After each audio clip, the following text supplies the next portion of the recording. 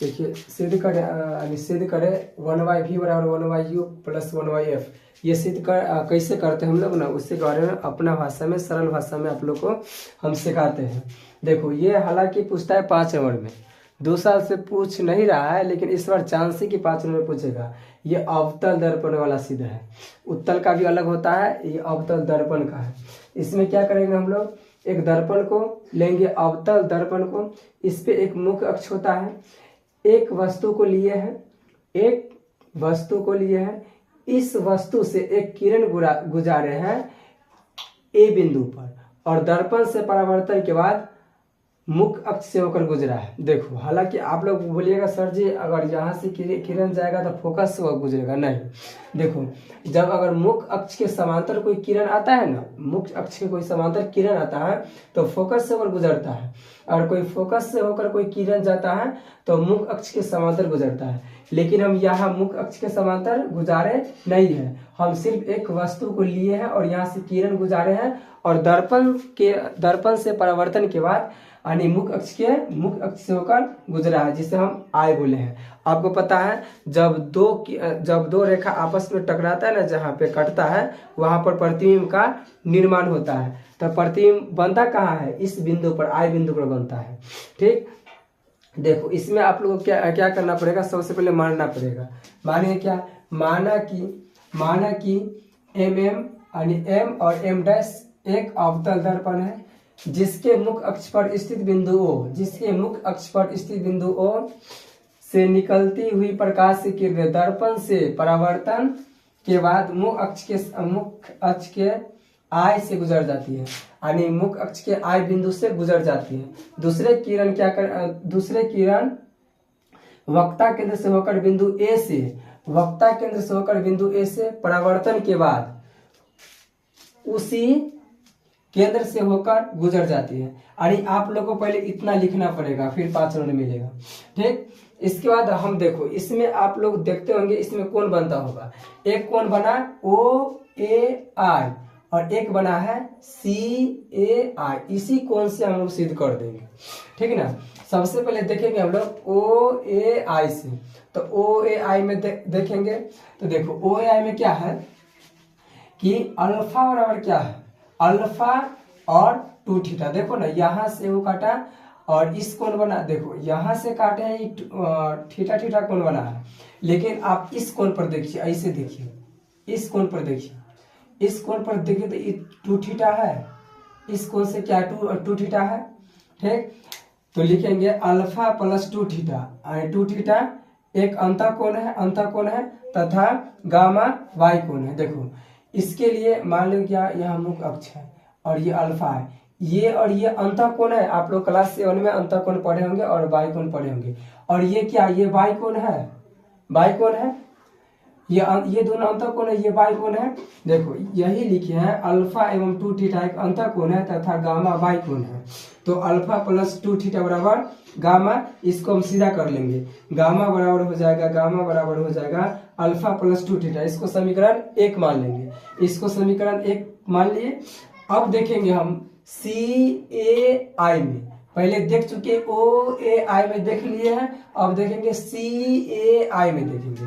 तो CAI में क्या है, बीटा प्लस, आप ये अभी इस थीटा को लेंगे, ये पूरा था 2 थीटा, इसके लिए आप इस थीटा को लेंगे तो बीटा प्लस थीटा, बीटा एवं थीटा एक अंतःकोण है, ई और ये क्या है अंतःकोण है, तथा गामा एक बाई कोण हुआ, दोनों बाई कोण हुआ।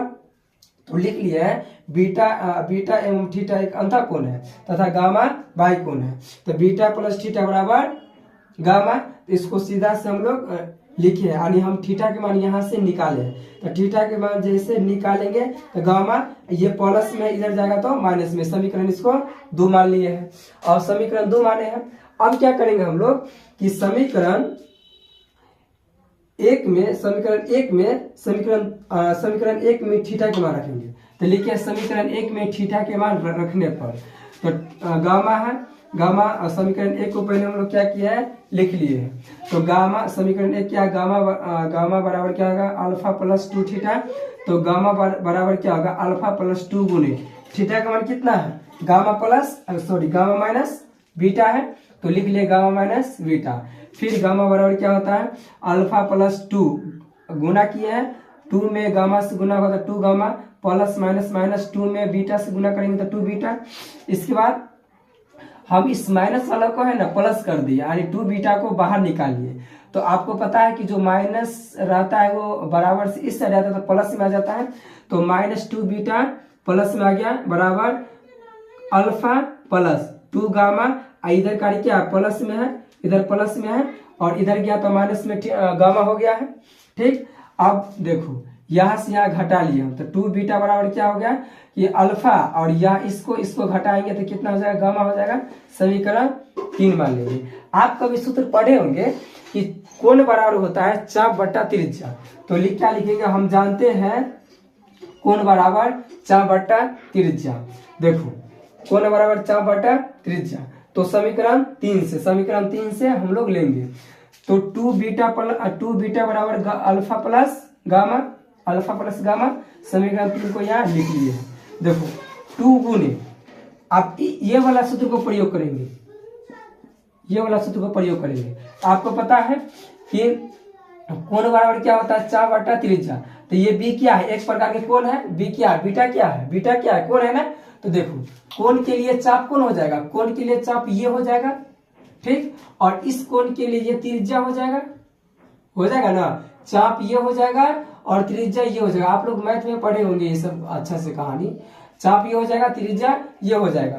तो बीटा बराबर क्या होता है, बीटा कोण के लिए चाप हो जाएगा पी और ए, या पी ए या ए पी लिखो। तो 2 गुने बीटा कोण के लिए ए पी बट्टा त्रिज्या क्या हो जाएगा, पी और सी हो जाएगा ना, बराबर। अब देखेंगे हम अल्फा कोण के लिए त्रिज्या हो जाएगा एपी, और अल्फा कोण के लिए त्रिज्या हो जाएगा एपी, और इसके बाद अल्फा कोण के लिए चाप हो जाएगा एपी और त्रिज्या हो जाएगा पीओ, प्लस एपी। फिर देखेंगे हम गामा कोण के लिए, तो गामा कोण के लिए ये हो जाएगा, इसके लिए चाप कौन हो जाएगा पीए, तो पीए कर दिए हैं, ठीक, त्रिज्या कौन हो जाएगा पी आई, हो गया। अब देखो यहाँ दिए, आपको पता है इसको हम लोग कॉमन ले सकते हैं, तो 2 गुने एपी बटा पीसी हो गया बराबर एपी, कॉमन लिए है तो 1 बटा पीओ। आप लोग कॉमन, इस सब आप लोग को आता होगा पहले से, कॉमन ले सकते हैं 1 बटा पीओ प्लस 1 बटा पी आई।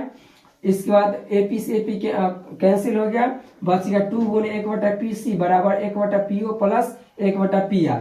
तो 2 गुने 1 बटा पी आर कहां से आया, देखो पी सी, पी और सी के बीच की दूरी को क्या कहते हैं, वक्रता त्रिज्या। पी और सी के बीच की दूरी, पी और सी के बीच की दूरी क्या कहते हैं, वक्रता त्रिज्या। तो उसको आर दे दिया, वक्रता त्रिज्या को आर, और पी और ओ के बीच की दूरी क्या कहते हैं, यू, तो यू दिए हैं। इसके बाद इसका पी आई है ना, तो पी और आई के बीच की दूरी को क्या कहते हैं हम लोग, प्रतिबिंब। और माइनस किस लिए दिए हैं, क्योंकि अवतल दर्पण में प्रतिबिंब, इसके बाद आपको कहले वक्रता त्रिज्या, वस्तु हमेशा माइनस में ही रहता है, इसलिए सबको माइनस में दिए। यहाँ से माइनस कॉमन लिए क्योंकि माइनस को हटाना है, यहाँ से यहाँ माइनस कॉमन लिए है तो माइनस कॉमन आ गया, ये माइनस से माइनस कट गया है। हम जानते हैं r बराबर 2f, आप जानते होंगे r बराबर 2f या f बराबर r/2, ये सब जानते होंगे ना, तो वही हम लोग लिखे हैं r बराबर 2f। अब देखो 2 बट्टा आर की जगह पर क्या देंगे, 2f बराबर 1/u प्लस 1/v। इसका दूर से दूर कैंसिल, 1/f बराबर 1/u प्लस 1/v। यही आपका निकलना था, यही आपका प्रूफ है। यानी ये आपको 5 नंबर पूछता है, आप लोग देख लीजिएगा अच्छे से। अगर ये प्रूफ कर दीजिएगा ना तो 5 नंबर आसानी से मिल जाएगा। इसमें 1-2 नंबर नहीं कटने वाला है, क्योंकि ये सिद्ध है, एक प्रकार के मैथमेटिक्स है, समझ में आया ना। और यही आपको प्रूफ हो गया।